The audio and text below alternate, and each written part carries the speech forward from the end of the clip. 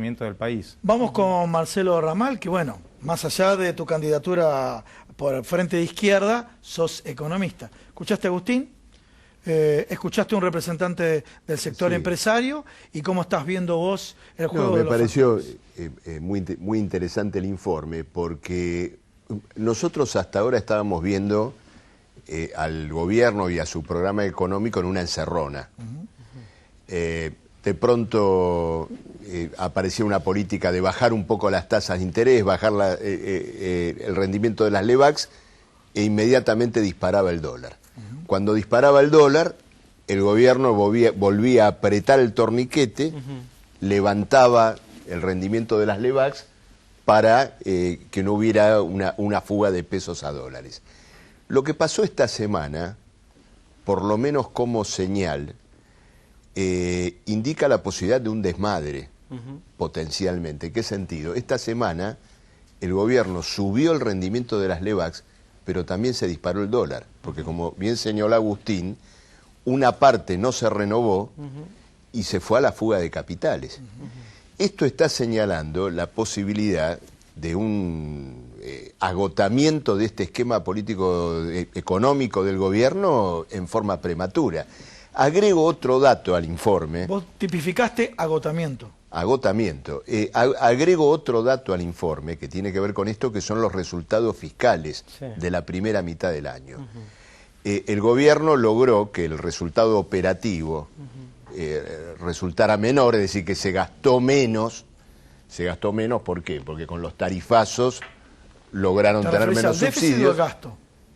Bueno, como resultado de una reducción del gasto, ¿no es cierto?, menos déficit operativo. Sí. Pero el déficit financiero aumentó una enormidad como resultado del pago de los intereses de deuda. En este momento más del 40% del déficit está formado por pago de los intereses de deuda. Entonces, ¿qué ocurre? Nosotros estamos asistiendo a una fuga de capitales, a una fuga al dólar, de dólares que ni siquiera son el resultado de una balanza comercial favorable, sino que son dólares que ingresaron por deuda. Sí. Es decir, que un proceso agudo de endeudamiento en todo el gobierno macrista no ha hecho más que alimentar una fuga de capitales que en estas horas se ha acelerado. ¿Y cómo ves, Marcelo? Vos marcabas el riesgo de lo que ocurrió el martes, que bueno, ya pasó. Ahora, la próxima licitación de LEVAC, van a vencer de nuevo más de 500.000 millones de pesos, es el martes inmediatamente posterior a las PASO.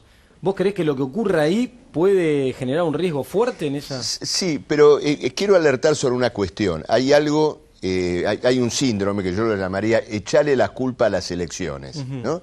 Es decir, de todo tienen la culpa las elecciones. Ojo, acá hay desequilibrios de fondo. Son estos desequilibrios de fondo lo que están ocurriendo, porque efectivamente la deuda del Banco Central supera ya en más de un 30% a, como dijiste, la plata que anda circulando por ahí. Entonces, ¿qué ocurre? Desequilibrios que provinieron, ¿no es cierto?, del gobierno kirchnerista, y principalmente un mito heredado del kirchnerismo que el macrismo compró, que es el mito del desendeudamiento. Es decir, endeudémonos a rolete que el país está desendeudado. No era cierto. Gran parte de la deuda externa del periodo anterior se transfirió al ANSES, al Banco Central. Hoy todos esos desequilibrios están acumulados y se está gestando una bomba de tiempo que el gobierno, después vamos a hablar, quiere fugar hacia adelante cargándole la culpa al mundo del trabajo. Bien. Ahora resulta que flexibilizando las condiciones laborales, trabajando 12 horas, vamos a arreglar este desmadre económico. Ya lo vemos eso. Pasamos a esta parte del estudio. Yo quiero tocar con ustedes. El gobierno dice no hay que asustarse porque no vamos a hacer grandes ajustes y demás después de las elecciones. Uno de lo que instalamos ahora, vimos Brasil, escuchamos distintas cosas, tiene una coincidencia al presidente mismo, la mafia de los juicios laborales. O sea, cuando uno lo instala mediáticamente, va preparando el terreno. ¿Cómo lo ven ambos? Bueno, a ver... yo creo que el problema de la reforma laboral en la Argentina no hay que juzgarlo por lo que podría venir, sino por lo que está ocurriendo. Acá han cerrado empresas como PepsiCo y AGR. Hoy Cresta Roja, ¿eh? Hoy Cresta Roja. Y Cresta Roja, pero me detengo en PepsiCo y AGR por lo siguiente, no solo por la cantidad de despidos, sino porque no son empresas en crisis PepsiCo, el Grupo Clarín, sino que despidieron trabajadores con antigüedad y convenio para tomar trabajadores precarizados. Entonces, es la aplicación de facto de la reforma laboral. Ahora, luego, en el Congreso Nacional, vos mostraste ahí uno de los elementos de la reforma en Brasil, dificultar el acceso a la justicia del trabajo. Sí, señor. ¿No es lo que ya se votó en el Congreso cuando con la ley de ART se estableció prácticamente un bloqueo para que el trabajador que sufre un accidente pueda acceder a la justicia laboral? Y digo esto para llamar la atención con una alerta. Esa ley fue votada por toda una parte de la oposición. Quiero decir algo importante. Entonces, el costo de los peritos.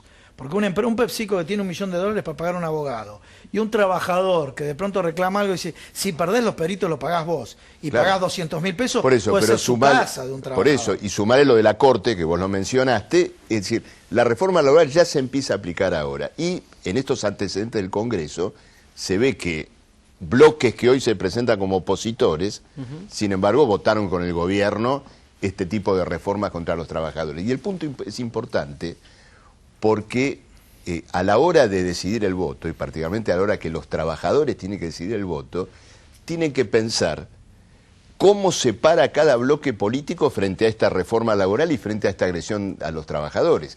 El Frente de Izquierda va a colocar su eje en la lucha para que no pase esta reforma laboral en la Argentina, cuestión que necesita de una deliberación, de una acción en los sindicatos, en la fábrica, pero también de reforzar en el Congreso un bloque que defienda firmemente las conquistas de los trabajadores. Sergio. Este es nuestro eje.